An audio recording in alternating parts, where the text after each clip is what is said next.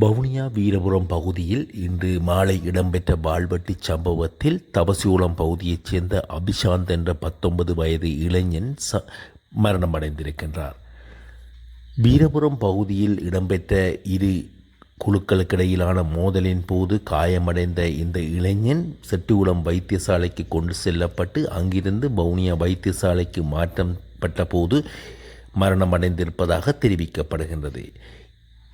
இந்த சம்பவம் தொடர்பில் செட்டிகுளம் போலீசார் விசாரணைகளை மேற்கொண்டு வருகின்ற நிலையில் இந்த இளைஞன் தொடர்பாகவும் இந்த சம்பவம் தொடர்பாகவும் செட்டிகுளம் போலீசார் மிக தீவிரமான விசாரணைகளை மேற்கொண்டு வருவதாகவும் அறிய முடிகின்றது. தற்போது இந்த இளைஞனுடைய சடலம் வவுனியா பொது வைத்தியசாலையின் பிரேத அறையில் வைக்கப்பட்டிருக்கின்றமை குறிப்பிடத்தக்கது.